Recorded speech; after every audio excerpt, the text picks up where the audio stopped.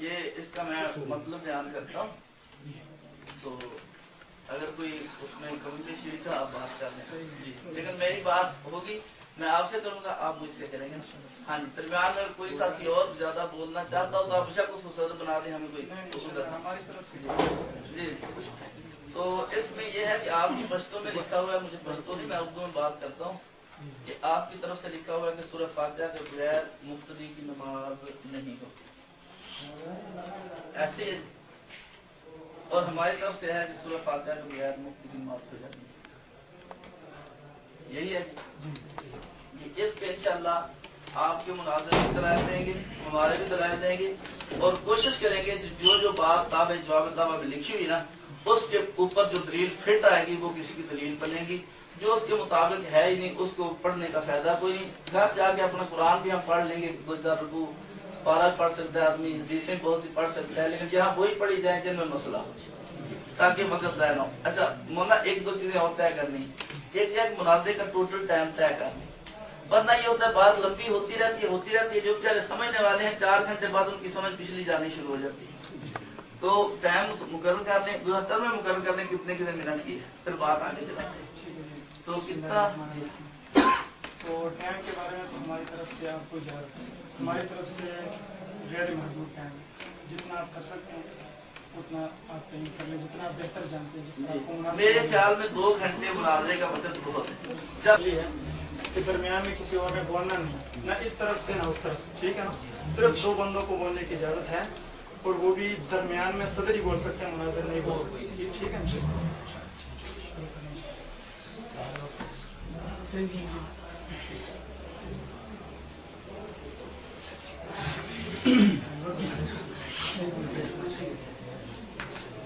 اعوذ باللہ من الشیطان الرجیم، نحمده ونستعینه ونصلی علی رسوله الکریم، اما بعد، لا حول ولا قوة الا باللہ. اعوذ باللہ من الشیطان الرجیم.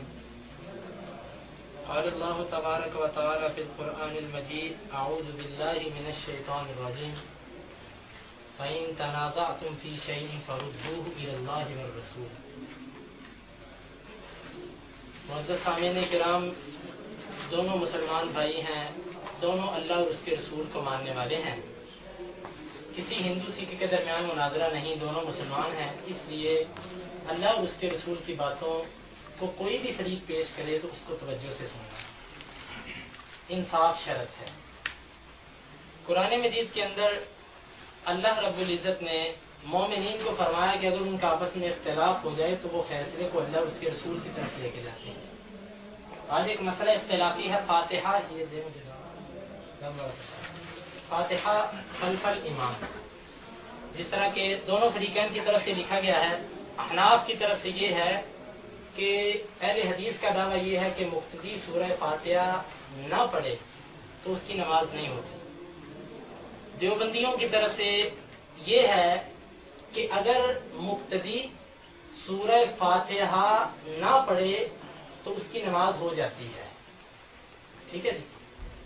ابھی آپ نے سمجھنا ہے کہ دونوں دعووں کے اندر فاتحہ کا لفظ ہے، فاتحہ لفظ خاص ہے، اس کے اوپر دلیل بھی خاص دینی پڑے گی. اب قرات لفظ عام ہے، ہمارا جھگڑا خاص میں ہے، عام میں نہیں. ہمارا جھگڑا فاتحہ پہ ہے، مطلق قرات پہ نہیں. اگر کوئی اس طرح کرے کہ جھگڑا فاتحہ پہ ہے اور وہ دلیل عام دینا شروع کر دے، عام دلیل سے فاتحہ کا اثبات کرے، تو یہ بالکل کتاب و سنت کے منافی اصول ہے.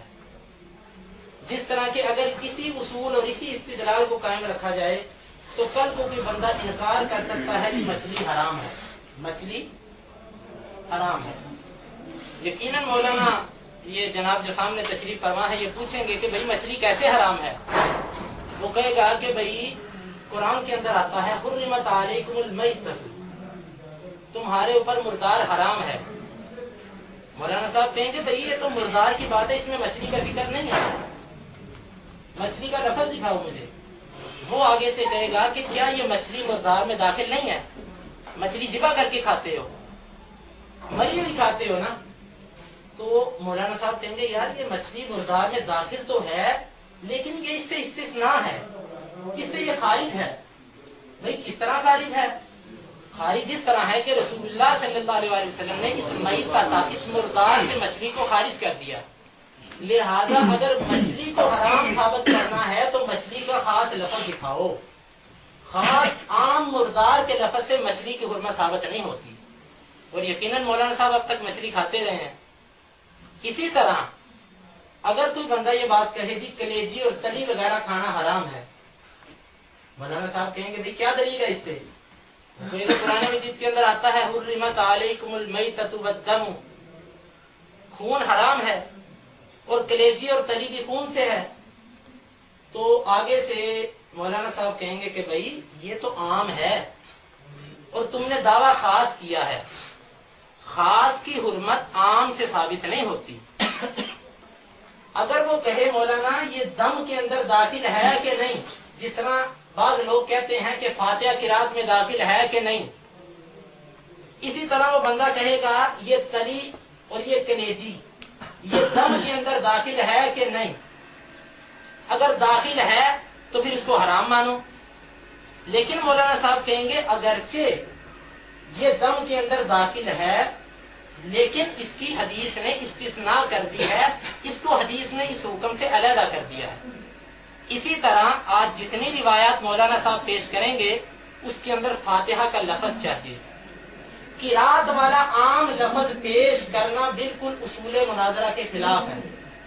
मौलाना साहब सिर्फ वो रिवायत पेश करेंगे जिस तरह के दावा के अंदर लिखा गया है कि जिसके अंदर फातिहा का लफ्ज हो, जिसके अंदर फातिहा का लफ्ज हो और दूसरे नंबर पे मुक्तदी का जिक्र हो। ये दो चीजें मेरी नोट करें सदर साहब, आप भी अगर मुतालबा पूरा ना हो तो फिर आपने पूछना है। फातिहा का लफ्ज हो, मुक्तदी का लफ्ज हो। जिस तरह के अगर कोई बंदा ये कहे कि जी फातिहा किरात के अंदर दाखिल है कि नहीं, हम उसको वही जवाब देंगे जो मौलाना अब्दुल्ला साहब मछली खाने के लिए उसको देंगे कि भाई मछली तो नहीं मैं खानी छोड़ूंगा। मौलाना आसिफ साहब जो बात कहेंगे कि मछली खानी तो नहीं मैं छोड़ सकता। क्यों नहीं छोड़ सकते आप? कि अगरचे मछली भी मुर्दार है लेकिन ये इस हुक्म से खारिज है। इसी तरह हम कहेंगे कि किरात वाली जो बातें आप पेश कर रहे हो, किरात वाली जो रिवायात आप पेश कर रहे हो, ये आम है। इससे उसी नबी ने फातिहा को खास किया है जिस नबी ने किरात ना करने का हुक्म दिया। तीसरी दलील, कल को कोई मौलाना साहब के पास आए और आके कहे, तीसरी बात ये कहे जी मैं जी जनाब कब्रिस्तान में नमाज पढ़ूंगा। मौलाना साहब कहें जी क्यों पढ़ोगे कब्रिस्तान में? वो कहेगा भाई हदीस के अंदर आता है नबी करीम सल्लल्लाहु अलैहि वसल्लम ने फरमाया जुइलत लियल अर्ज़ कुल्लुहा मस्जिदन व तुहूरा, मेरे लिए सारी की सारी जमीन मस्जिद है। मौलाना साहब कहेंगे कि भाई कब्रिस्तान में नमाज नहीं हो सकती, गुसल खाने में नमाज नहीं हो सकती। वो कहेगा कब्रिस्तान और गुसल खाना जमीन के अंदर है कि जमीन से बाहर है कहीं? मौलाना साहब कहेंगे भाई जमीन के अंदर तो है। वो कहेगा कि अगर जमीन के अंदर है तो नबी कहता है कि सारी जमीन मेरे लिए मस्जिद है, नमाज पढ़ी जा सकती है। मौलाना साहब कहेंगे कि भाई कब्रिस्तान की और हम्माम गुसल खाने की इस्तिस्ना आ गई है दूसरी हदीस से, लिहाजा ये इस आम से खारिज हो गया। इसी तरह जो रिवायत ये किरात के बारे में पेश करेंगे, हम इनसे कहेंगे कि किरात का झगड़ा नहीं। आज दावा के अंदर फातिहा का लफ्ज लिखा है, मुक्तदी का लफ्ज लिखा है, आपको वो रिवायत पेश करनी होगी कि जिसके अंदर खास फातिहा का जिक्र हो, जिसके अंदर मुक्तदी का जिक्र हो। इसी तरह अगर कल को कोई बंदा कह दे ये बात कि जनाब आदम अलैहिस्सलाम भी पानी से पैदा हुए हैं, आदम अलैहिस्सलाम भी पानी से पैदा हुए हैं, तो शायद मौलाना आसिफ साहब उनसे पूछें कि भाई क्या क्या दलील है तुम्हारे पास? वो कभी कुरान मजीद के अंदर आता है औज़ु बिल्लाहि मिनश शैतानिर रजीम वजअलना मिनल माइ कुल्ल शैइन हय्यिन। अल्लाह ताला फरमाते हैं हमने हर चीज को पानी से पैदा किया। मौलाना आसिफ साहब कहेंगे भाई इसके अंदर तो आदम का नाम नहीं है। वो कहेगा भाई कुल्ल शैइन के अंदर हर चीज आती है कि नहीं आती? हर चीज में आदम दाखिल है कि नहीं है?